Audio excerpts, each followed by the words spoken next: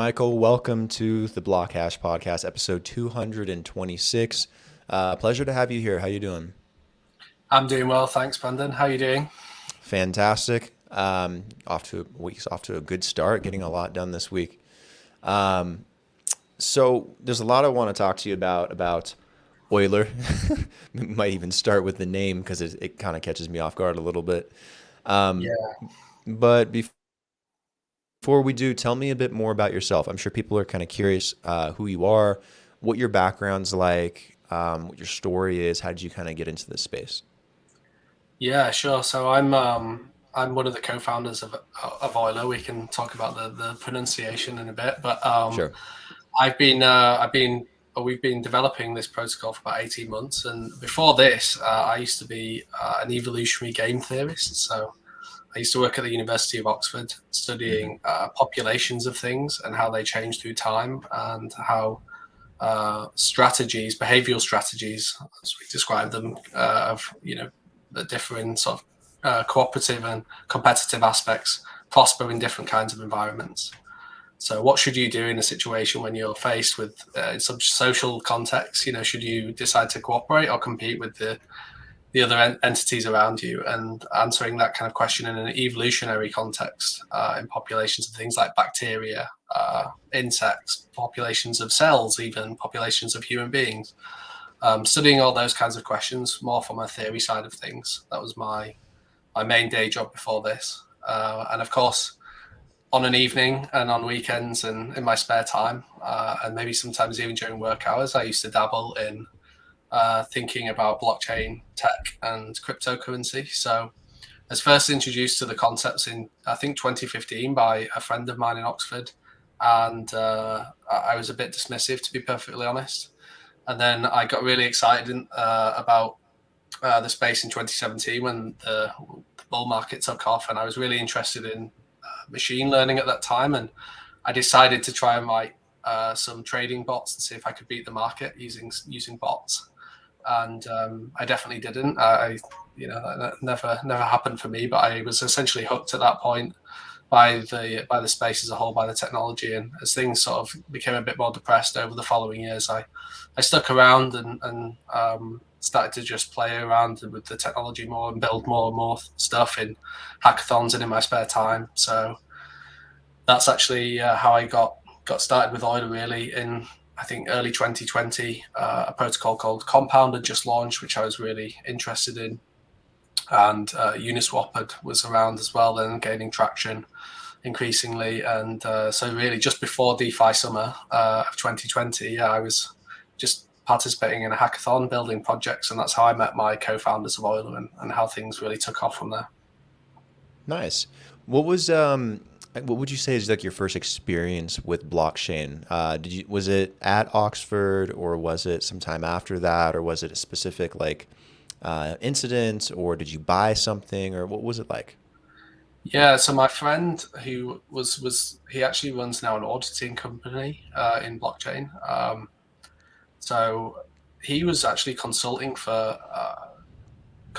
blockchain technology, and providing firms with insight into whether or not it would be useful for them to introduce it into their workflows.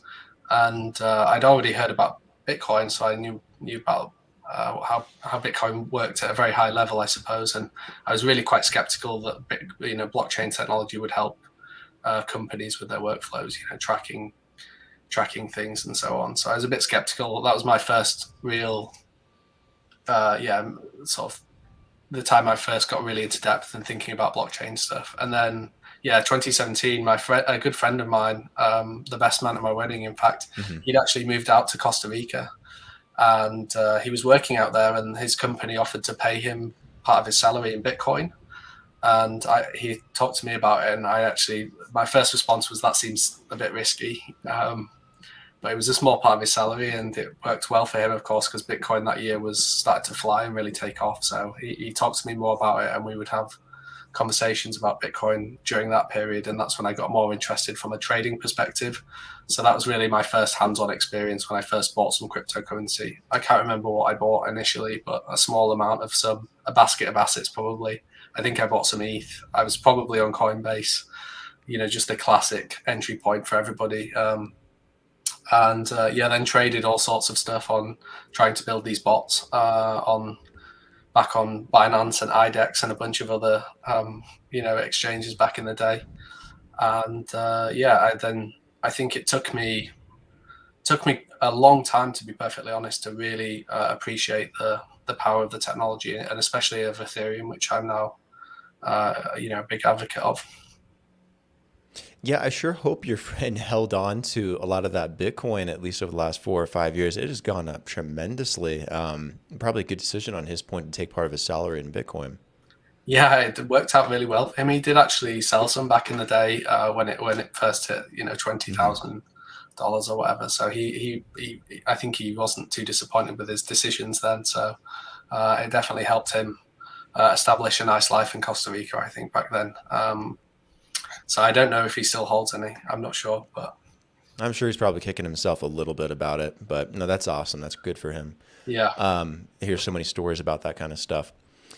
Tell me about Euler. So before we, I guess, dive into more detail about it, I think we got to talk about the name for a second because it looks like Euler, and I've said it Yeah. a billion times already, and I was prepared to say Euler, and then you're like, no, it's Euler. What's the reasoning behind that?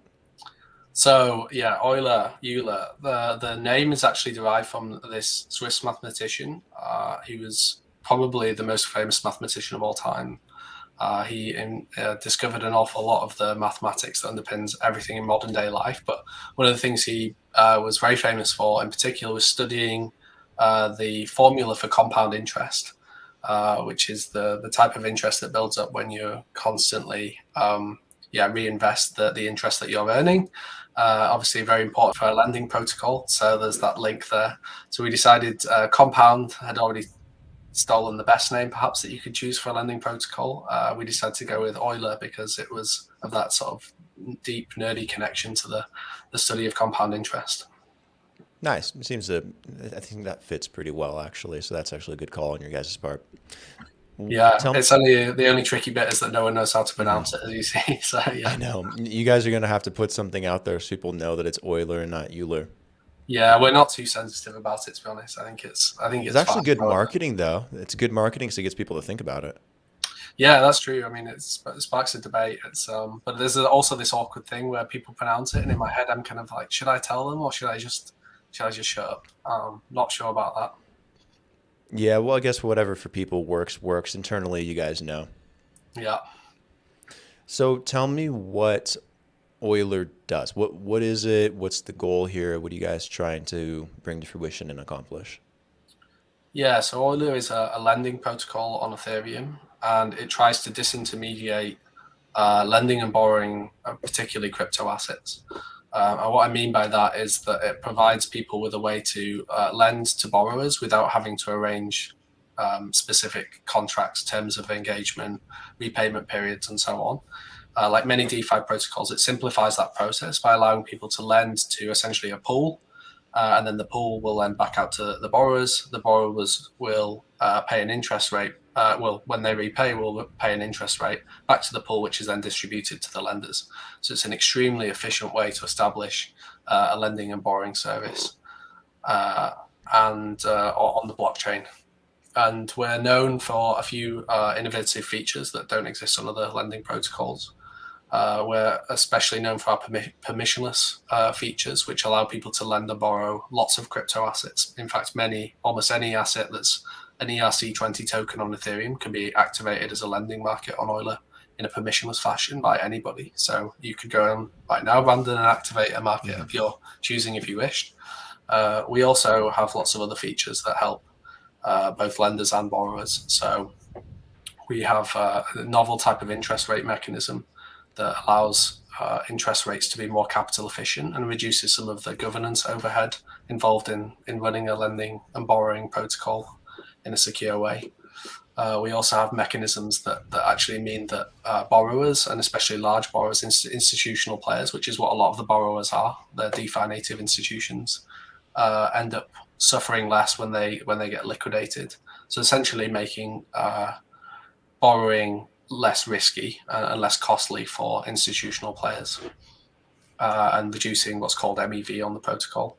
And we also have lots of features for lenders. And lenders tend to be more just regular, everyday crypto holders who hold a basket of assets that are until now non-productive, but they can put them in these protocols, allow them to be borrowed by DeFi pros essentially, and then in that way earn an interest rate on them, and make some turn an unproductive asset into a yield-bearing asset essentially. And for those lenders, we have a whole bunch of features on our UI that allow them to do lending and borrowing in a very, very gas efficient way. So they can combine multiple transactions into batches. They can take advantage of feeless, flash loans, and various other stuff that usually are restricted to, on most protocols, to the DeFi pros really. Got it.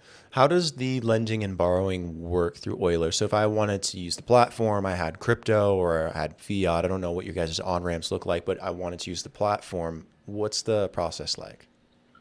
So we have an app at app.euler.finance that you can visit. And when you hit the app, you'll see that there's a long list of currently activated markets. So those markets have all been activated by Euler users that want to lend and borrow particular assets.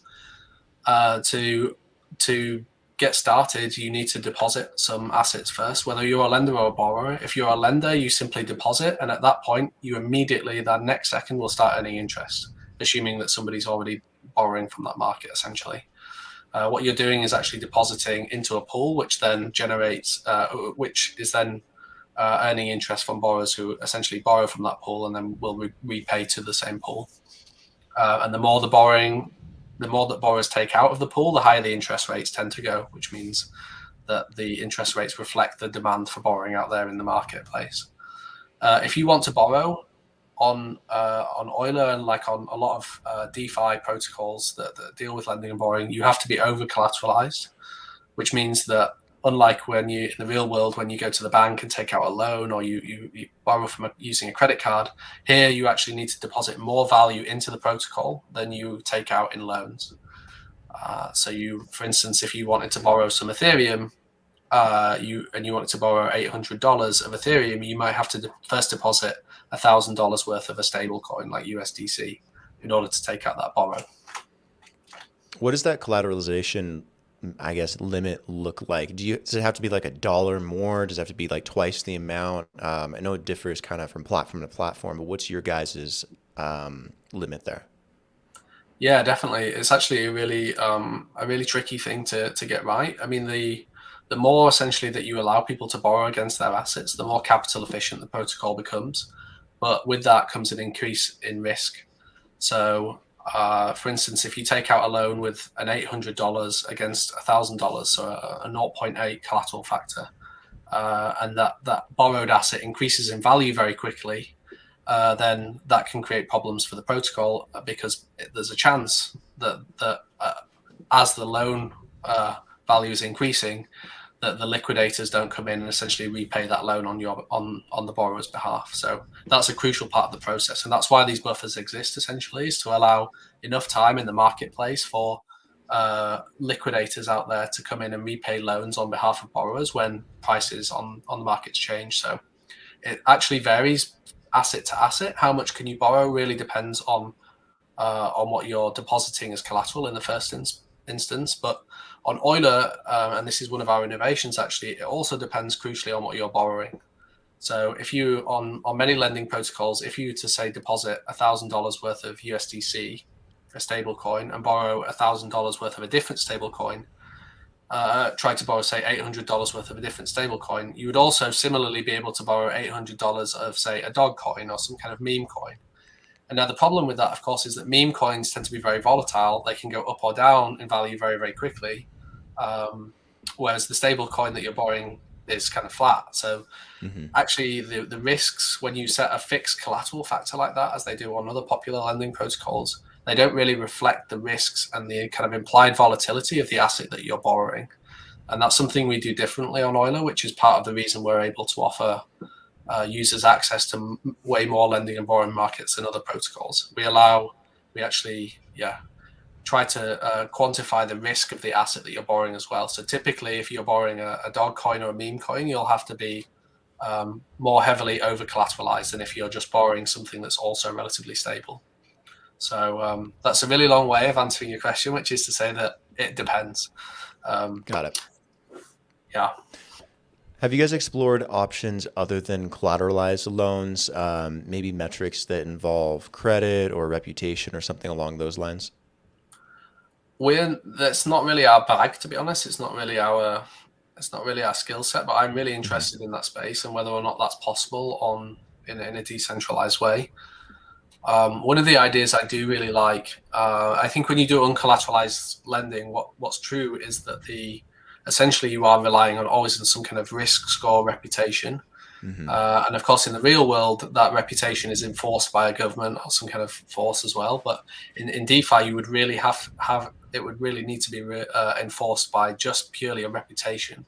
And for that to happen, of course, I think your reputation has to be more valuable to you than the assets that you're borrowing. So if your reputation is worth, over the next 10 years, you think is worth $100,000, then maybe you could get away with lending from somebody in an unclassified fashion $10,000 because they know ultimately it's in your interest to pay that. Otherwise, your reputation goes poof, and you lose the access to future earnings. So if you have reputation based lending, I think one way that might be possible is through small networks of people essentially lending to each other and then passing it on to further networks of people that they also trust and whose reputations they know well. So I think there's possibilities there. There's lots of interesting maths you can do with sort of graphs and networks and stuff that I'd love to explore, but it's not something we're realistically going to be looking at for some time, I don't think. Yeah, it is kind of tricky, huh? With collateralized loans, it takes away a lot of that risk, but at the same time, for the individual, it creates risk, and not everyone has all that capital to put down and collateralize just to borrow a fraction. Whereas uncollateralized loans present more risk for you guys, for the platform or the developers or the blockchain itself. And I guess it's a bit trickier, and you have very, very low entry points in order to start something if you're building reputation or credit score or something through DeFi. I know that's getting really popular right now. Yeah. I just haven't seen it really implemented successfully yet because there's so many different ideas, I guess, on how to do it. Yeah, these things take a long time to establish themselves. So reputations, they say, take a decade to build, and then they can be broken in a minute. And that's what you really need to happen, right? And things like ENS, like having your own Ethereum name or Hmm. an identity in the Ethereum ecosystem, I think really will help with that long term.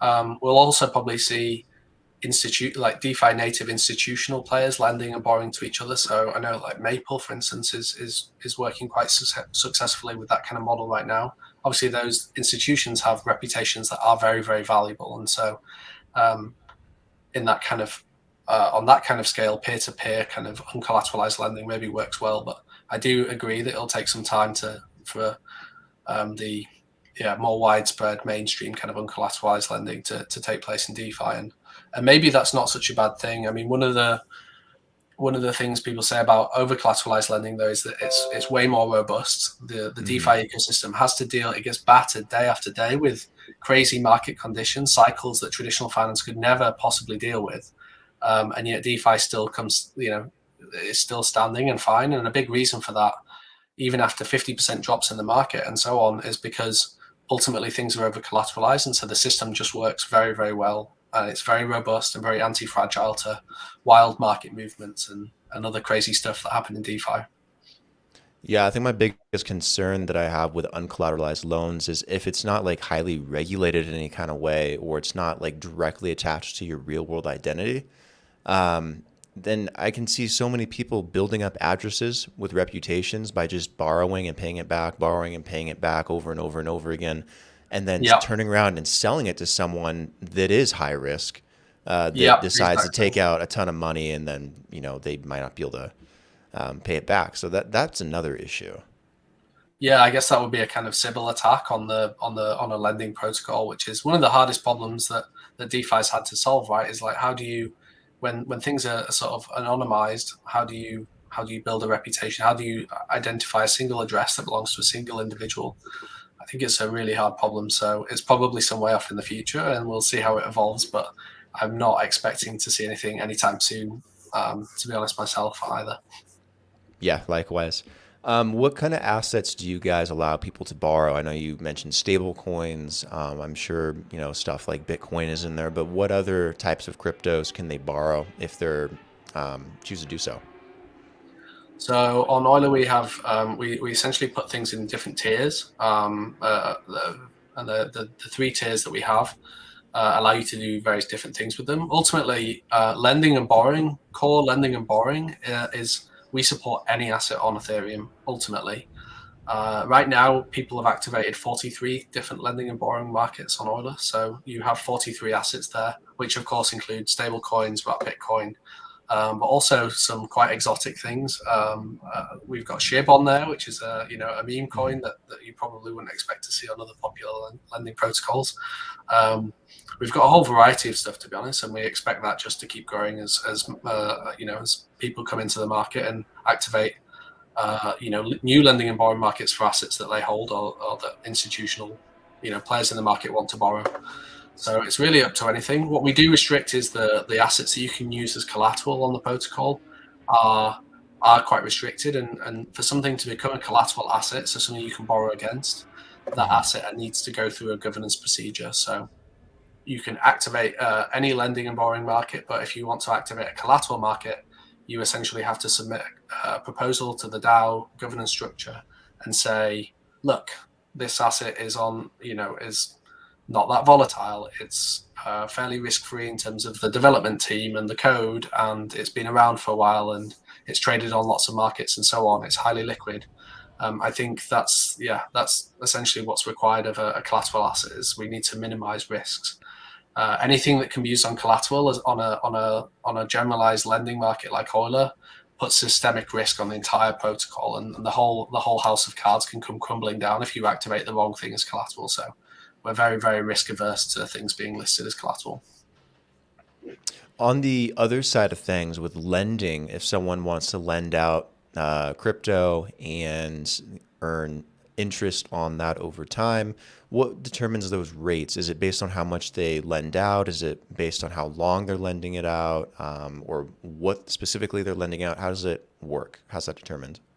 Yeah, it's a great question. So things work very differently in these kind of protocols like Euler and in DeFi than they do in the traditional world. Usually, when you want to lend, you have to establish those rates in a centralized way, or with a bank or somebody controlling the rates. They're set by the market, maybe.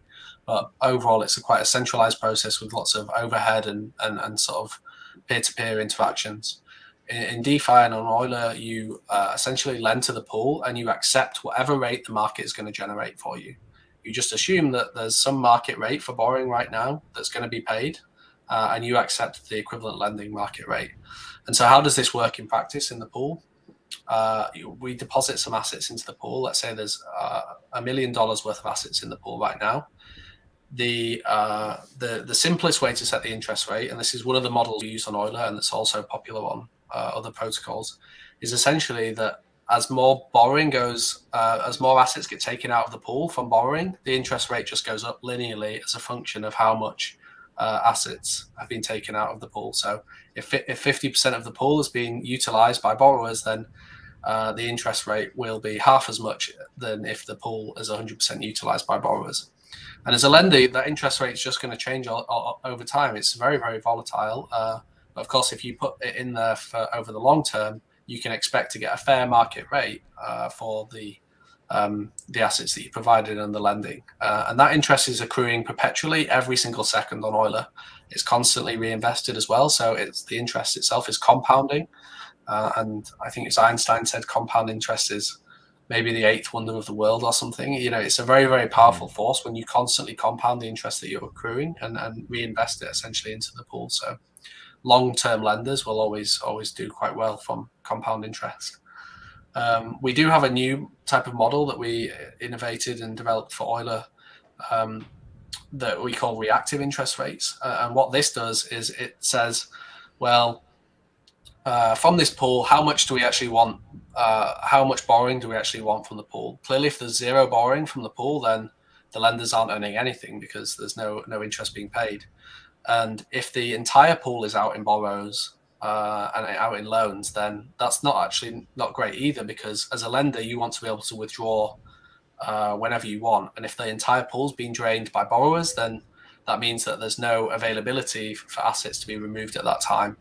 So really what you want to do if you want to maximize capital efficiency of these pools and minimize that risk of being unable to withdraw assets, you probably want to target a utilization of the pool of maybe 70% of the pool being out in borrows at any one time. And how do you actually do that? How can you achieve that 70% ratio? What we use is something called some fancy maths, although it's actually simple under the hood, called control theory.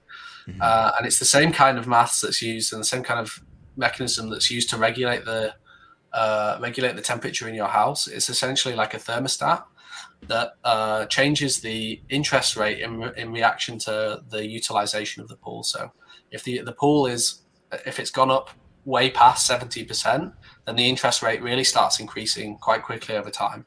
And what this means is that borrowers are starting to feel the pain here. They're thinking, am I paying too much interest? So the borrowers start to repay. And similarly, other lenders out there in the market that aren't using Euler are starting to get excited by these high interest rates. So they start to onboard more assets. And the combination of these forces brings the interest rate back down from something too high back towards the 70%. And so close to the 70% sort of target that we set, what you do is that you let the interest rate be volatile, but you stabilize around the optimal sort of utilization of the pool. And that's an innovation that we've developed and that will be going live fairly soon. What we need to see on Euler is we've only been live a couple of months. We need to have lots of participants in the pools for this kind of interest rate mechanism to happen. But yeah, we're very excited to see that go live shortly. Yeah, what's the participation like in the pool so far? Has it been very promising, or has it been a slow start, or what's it like? Yeah, it's been. I think it's been really promising. I mean, as a team, we've been building this thing for 18 months, so we never wanted to rush out with something that was half baked and half finished. Mm-hmm. And we're very risk averse as a team. It's one of the main things that we focus on is risk and risk management. So when we essentially launched the protocol with very risk averse, conservative parameters to try to just temper people's worst instincts in terms of just piling into new protocols on Ethereum.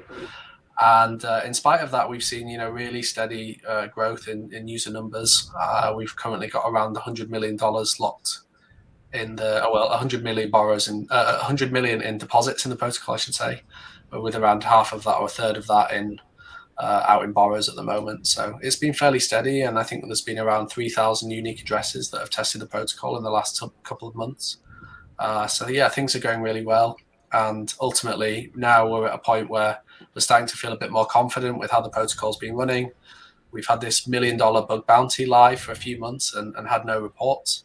So as we grow more confident with the security and the operation of the protocol working well, we'll start to release some of the shackles, if you will, of surrounding how it's operating and start to make it more capital efficient and more user-friendly for people.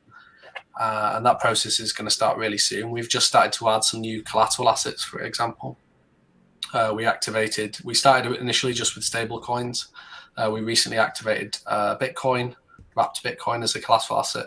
We're also looking to activate Uni from the Uniswap protocol as a collateral as well.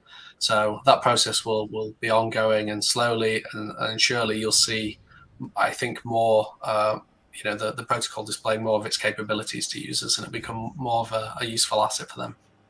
Nice. That sounds exciting too.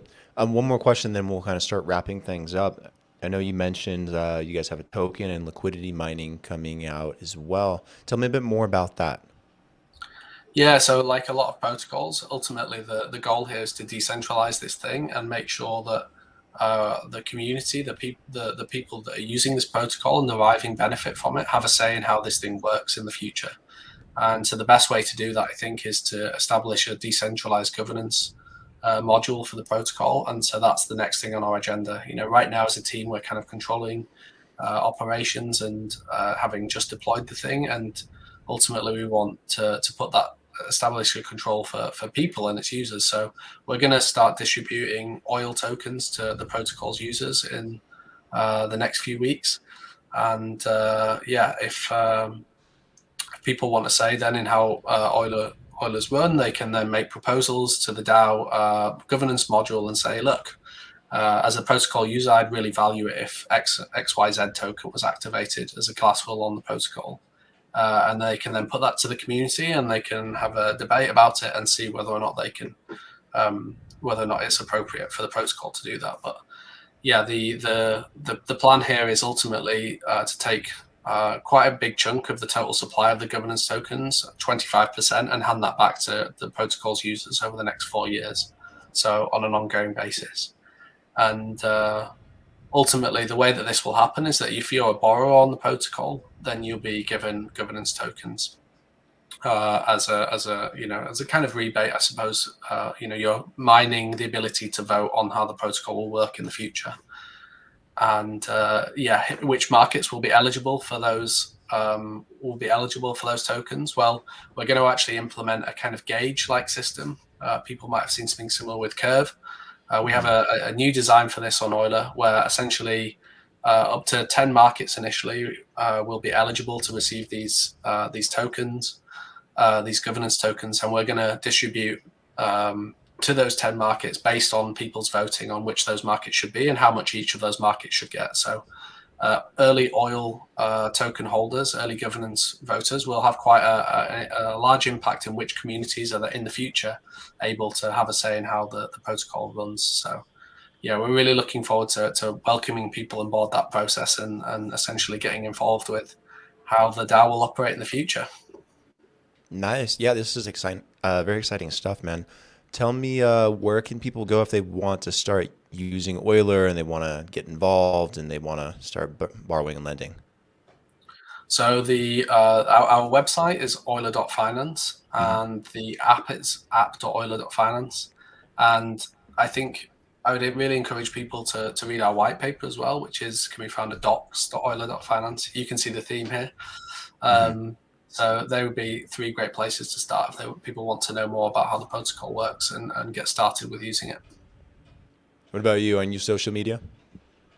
Yeah, you can find me on Twitter. I wouldn't say I'm the most prolific user of social media. I'm more of a head down and kind of build guy, but from time to time I share my thoughts on a variety of things. One of the things that I like to talk about is risks and Oracle risks and some of the nuances of DeFi. So you can follow me at Euler_MAB, which are my initials actually, on Twitter. You can also join our Discord, where I'm often hanging around and very open to talk to people and help them using the protocol and explain various aspects to people firsthand. Cool. We'll definitely drop some links in the description so people can find it more easily. Guys, go check out what Michael's doing in Euler, and be sure to like the video and subscribe. Michael, thank you for taking the time to come on the show today. Fantastic conversation. Really do enjoy talking about lending and borrowing. It's a very interesting topic in this space. I know it kind of sounds nerdy in some ways, but it's very critical and very important for a lot of people to get it figured out and to get it right. And glad you guys are putting so much effort into it. So thank you for sharing today. Great. I really appreciate you having me on. I really enjoyed the conversation. So hopefully I'll be back sometime in the future to tell you more. Yeah, absolutely. Anytime. Just let me know. Great. Thanks, Brandon. All right. See ya. Bye. See you, man.